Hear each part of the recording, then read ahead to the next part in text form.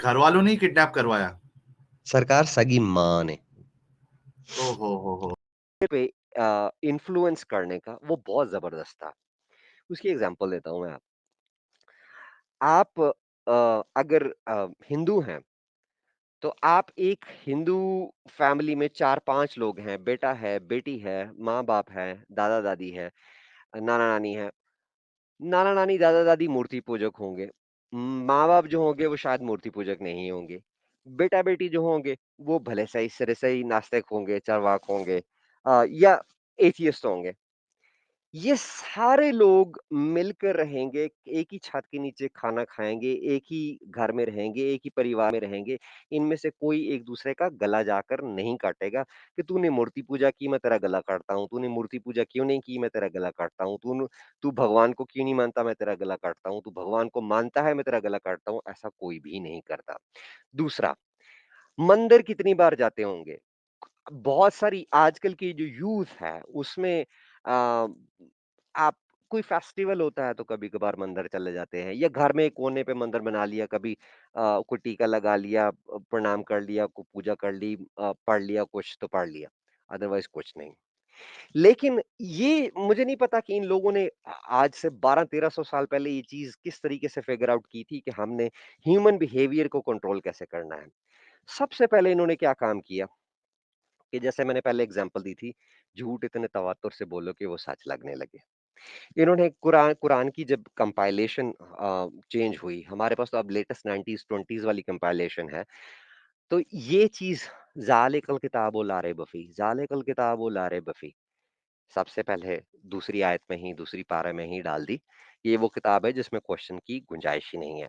लोग अक्सर पूछते हैं कि यार किसी मुस्लिम को मुस्लिम कन्वर्ट क्यों नहीं होते किसी दूसरे रिलीजन में या उनमें ज़्यादा लोग क्यों जाते हैं? क्योंकि उनका पहली आयत ही यही पढ़ाई जाती है कि ये वो किताब है जिसमें कोई क्वेश्चन की गुंजाइश ही नहीं है। ठीक है? दूसरी बात ये है कि अब एक बच्चा है, अब आप अगर आप इस्लामी तालीमात देखें, तो वो 5 साल का बच्चा हो जाए तो उसको नमाज का हुक्म दो, नमाज सिखाओ। 7 साल का हो जाए तो उसको नमाज का हुक्म दो। 10 साल का हो जाए और वो नमाज नहीं पढ़ता तो उसके साथ सख्ती करो। और नमाज कितनी बार है? 5 बार भैया।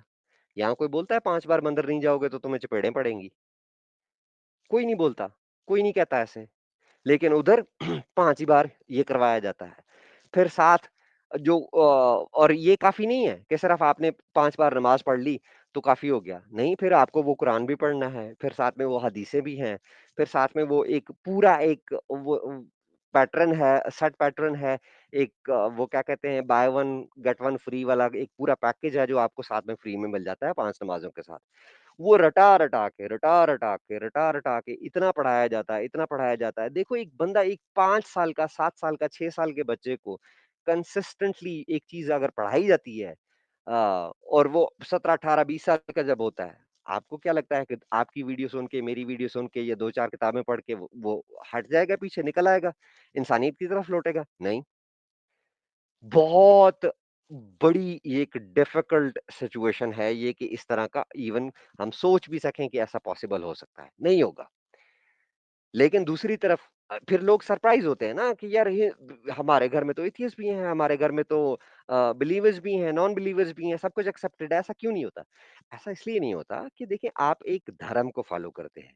दूसरी तरफ आपका ये धर्म नहीं है, ये एक पॉलिटिकल एडवांटेजेस के लिए एक कल्ट को इन्वेंट किया गया था और इसको जो है वो धर्म का या रिलीजन धर्म का नाम दिया गया था। ये आपके साथ वही हुआ है कि जैसे आपके दरवाजे पर कोई आए और वो उसने अपने कुत्ते को जो है वो मेहंदी लगाई हुई हो और आपको बोले कि भाई मैंने तो आज नया शेर लिया है। यो कुत्ते को मेहंदी लगा के आपके सामने शेर प्रेज़ेंट किया गया है और वो आप फिर एक्सेप्ट करते जा रहे हैं कि चलो ठीक है, ये शेर ही है। ये भी धोखा हो रहा है। साहिल जी हमारे साथ वो जो कुत्ते को मेहंदी लगाकर हमें बोला गया था ना कि ये भैया ये तो शेर है, वो हमारे साथ आज भी हो रहा है और हमारे साथ आज किसके नाम पर हो रहा है? आज हमारे साथ वो हो रहा है मॉडरेट इस्लाम के नाम पर। ठीक है? अब इन लोगों ने जो जो मॉडरेट मुस्लिम्स हैं, जो अपने आप को रिफॉर्मिस्ट भी कहते हैं, इन लोगों ने ये चीज़ तो समझ ली है कि एक एक इस्लाम एक ऐसी आइडियोलॉजी है, जो मॉडर्न और सिविलाइज्ड वर्ल्ड के साथ जो है वो कॉम्प्रिहेंड नहीं करती। तो हमने कोई एक ऐसा वे आउट करना है कि जिससे हम इस्लाम को बाकी सिविलाइजेशन के सामने एक्सेप्टेबल के रूप में प्रेज़ेंट कर सकें। मैं उसकी ना एक छोटी-सी एग्ज़ाम्पल देता हूँ। उसके लिए इन्होंने बहुत सारे काम किए हैं। उन्होंने कुरान की जो है ट्रांसलेशंस है, उनमें चेंजेज़ इन्होंने करने की कोशिश की है।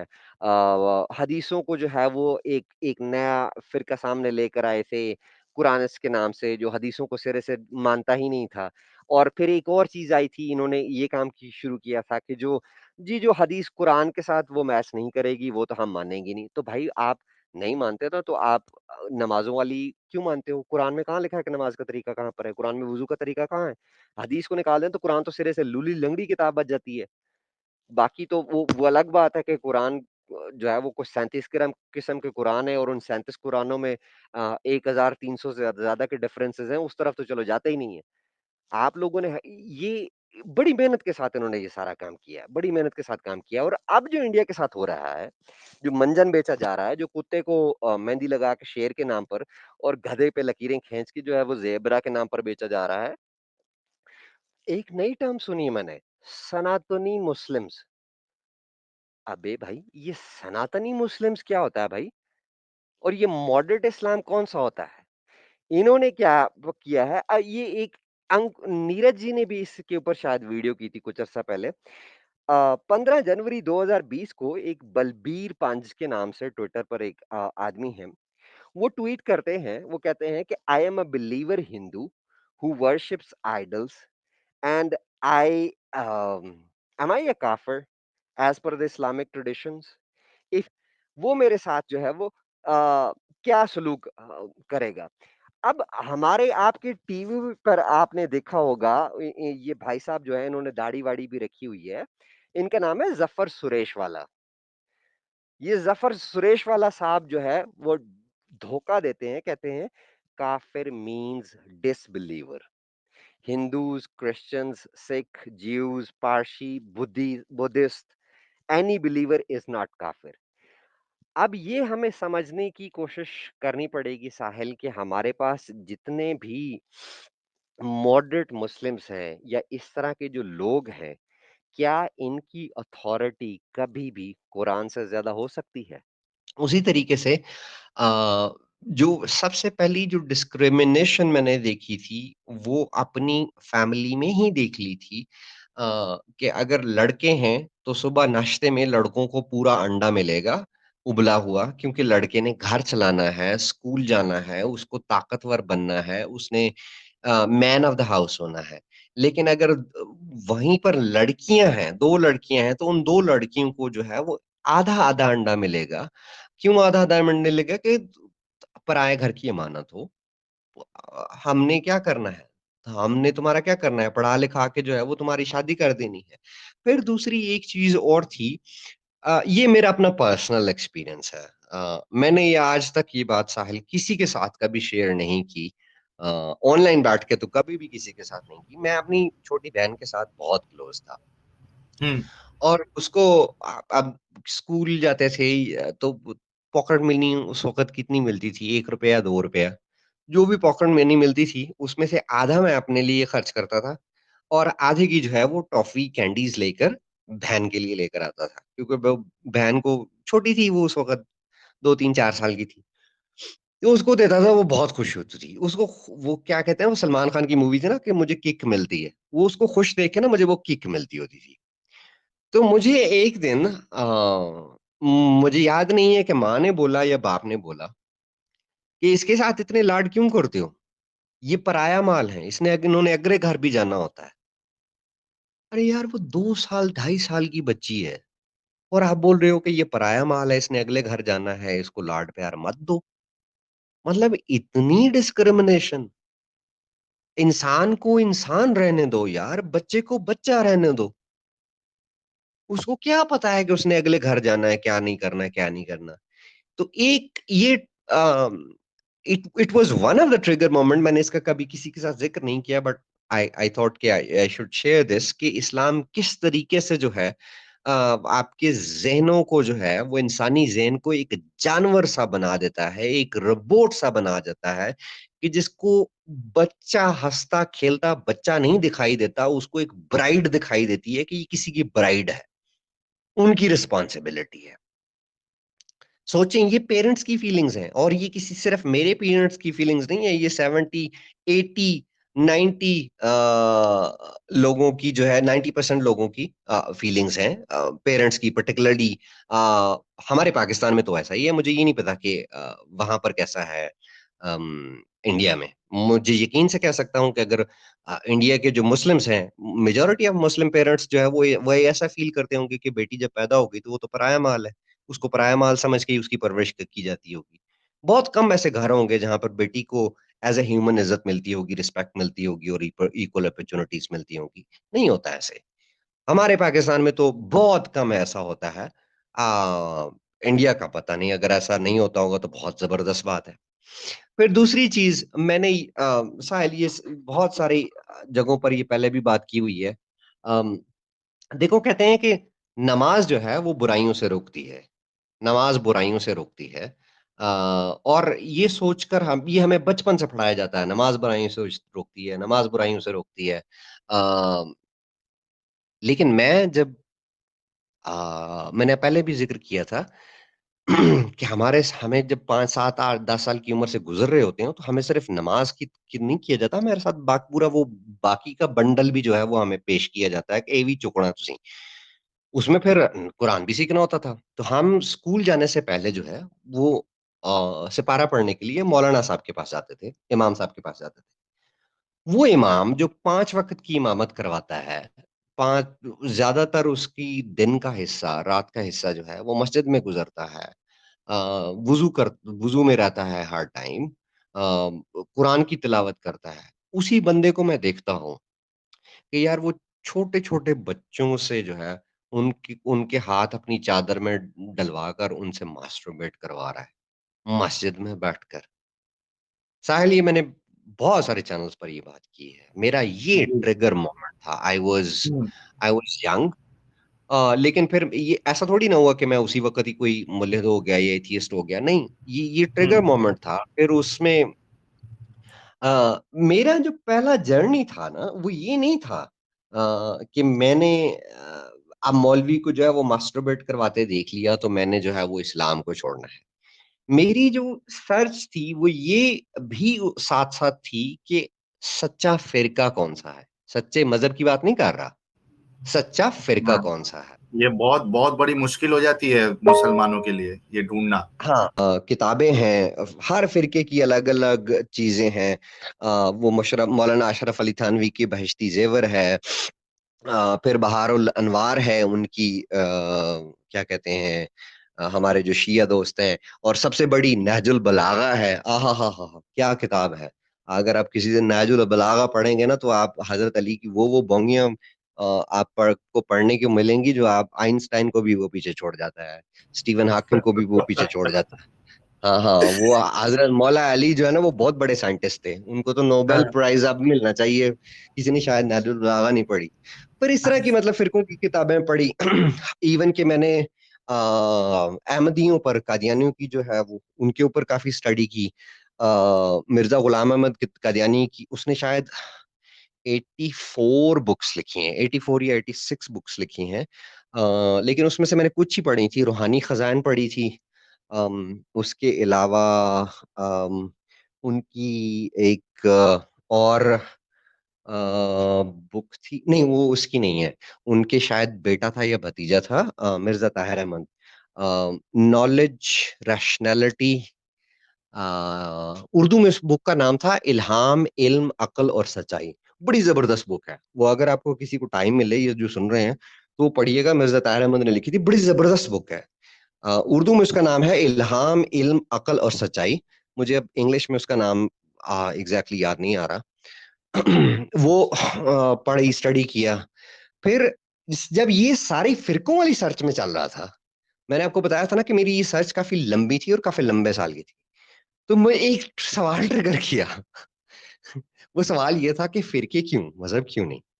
मज़हब कौन-सा सच्चा है? फिर इ मेरे पास इंटरनेट की एक्सेस आ फिर गई। ये ये शायद स्पार्टकस। सुनिए। हाँ, ठीक है, मेरे पास ठीक फिर है। उस वक़्त तक जो है वो मेरे पास इंटरनेट की एक्सेस नहीं थी और ज़ाहिर-सी बात है पाकिस्तान में जो है ये बुक्स जो हैं फ़िरक़ा की बुक्स, ये ढूँढना और लेना कोई मुश्किल काम नहीं होता। आप किसी भी मौलवी, मुरब्बी इनके पास चले जाइए, आपको बुक्स मिल जाती हैं। जब इंटरनेट की एक्सेस मिली, तो फिर जो है उसने बहुत सारी चीज़ें खोली और वो फिर लंबी दास्तान है। उसने आज जो है वो उमर सानी को स्पार्टैकस बनाया। जी।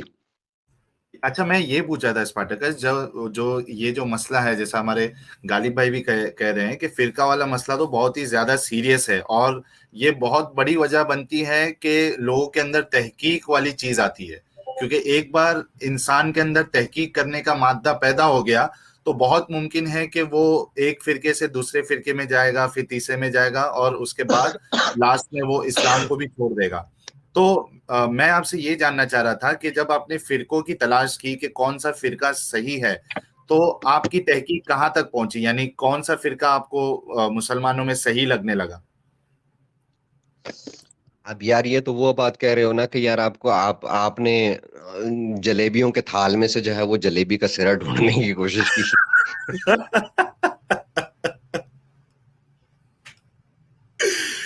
तो कोई कोई ऐसा लगा भी या नहीं लगा कि ये इस्लाम के बहुत ज्यादा करीब है?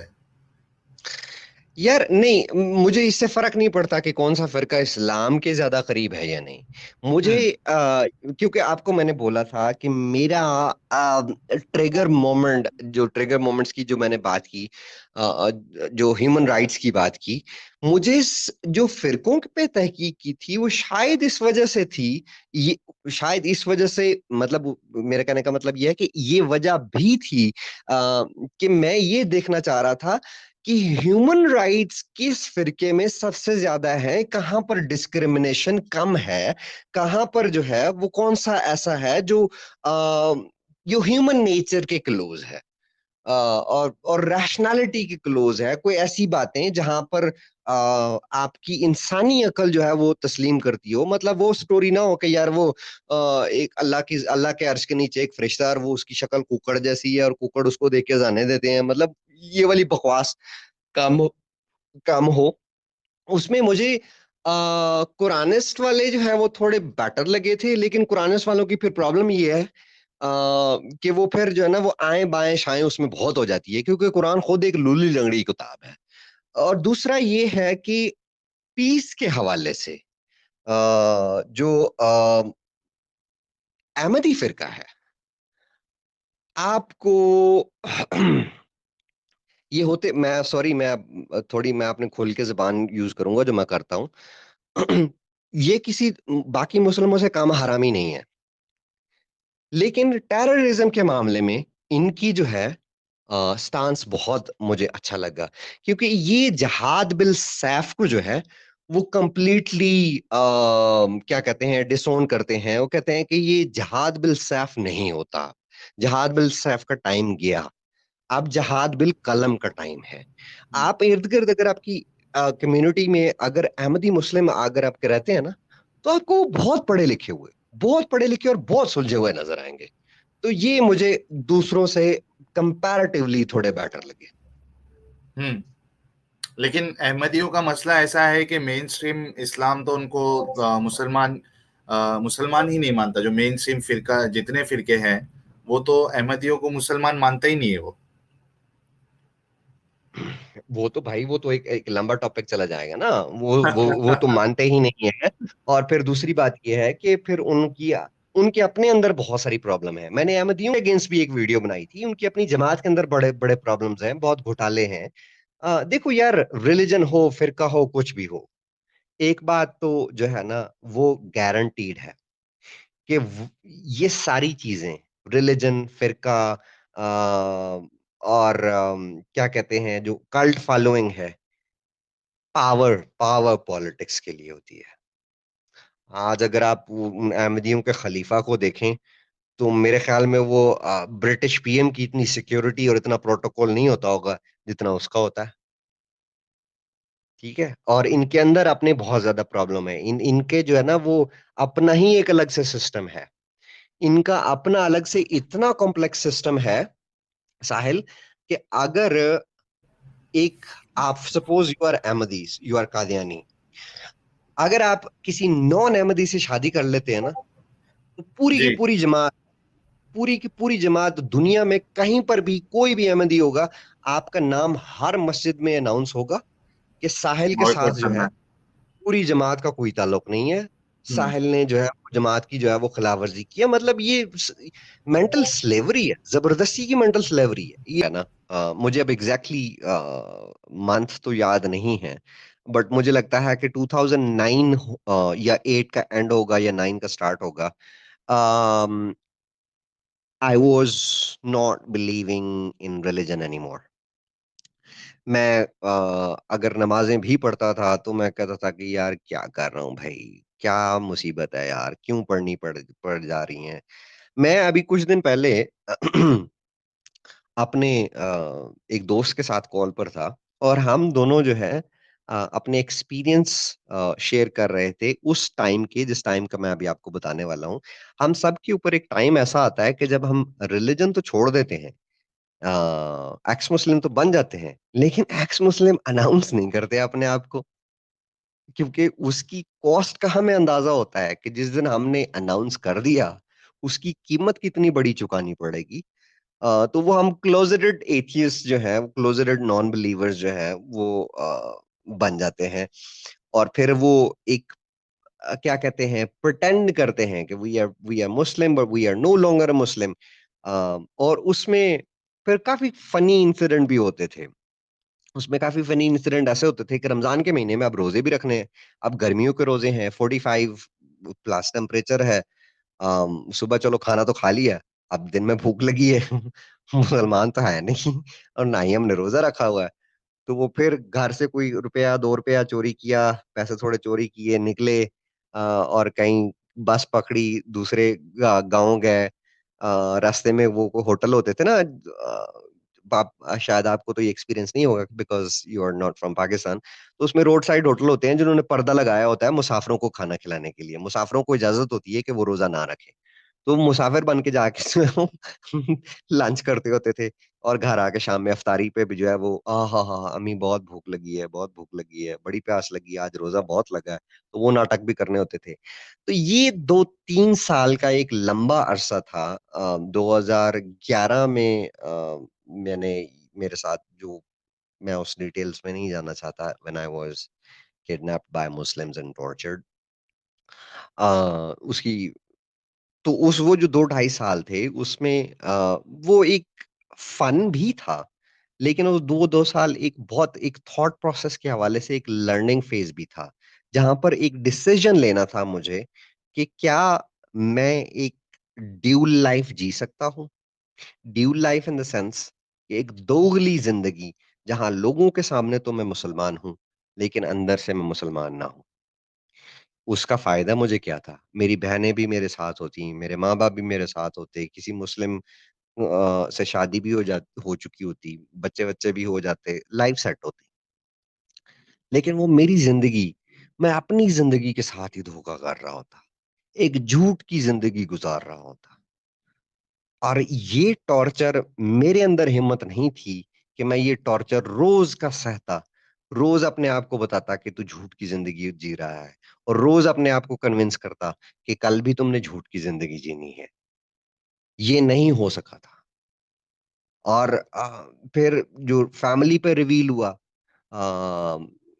देखें ये, क्या मैंने आपको शायद पहले बोला था कि freedom comes with a price, लेकिन freedom also came with an experience. मैंने ऐसी-ऐसी चीज़ें एक्सपीरियंस की जिन्होंने मुझे बहुत कुछ सिखाया। मेरा एक दोस्त था, जिस दोस्त पर मुझे इतना भरोसा था कि शायद मुझे अपनी माँ, बाप, बहन, भाई पर भी शायद भरोसा ना हो। मैंने सबसे पहले उसके सामने रिवील किया था, उसके साथ झगड़ा किया था।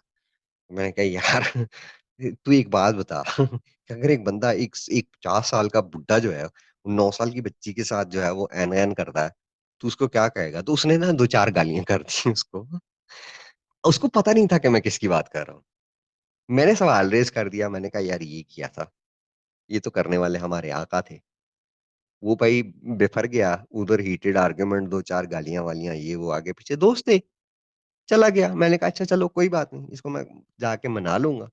वो मेरे घर पहुँचा, मेरे घर वाले जो है मेरे मामू जो हैं वो ये जो तबलीगी जमात है ना, इनके बड़े फ़ाल और एक्टिव रुकन हैं। इतने एक्टिव रुकन हैं कि इनकी मेरे मामू की बीवी ने खुला ले ली थी कि ये तो मेरे हकूक ही पूरे नहीं करते, तो मैं इनके साथ क्यों रहूँ? मतलब वो इतने थे कि शादी तो कर ली थी लेकिन घर कभी भी नहीं टिकते थे, हमेशा वो तबलीगियों के साथ ही होते थे। तो वो और मैं सगे मामू की बात कर रहा हूँ और मेरे मामू ने जो है वो फिर ये मेरी माँ को पता लगा, मेरे दोस्त ने मेरी माँ को बताया, मेरी माँ ने मेरे मामू को बताया। मामू और माँ ने मिलके जो है वो फिर मुझे किडनैप करवाया, टॉर्चर करवाया। 3 दिन दिए मुझे कि घर साथ वालों में ने वापस किडनैप आ कराया आपको? हाँ? घर वालों ने किडनैप करवाया? सरकार सगी माँ ने। ओ हो। कायल छोड़ो यार इन बातों की तरफ नहीं जाओ। मुझे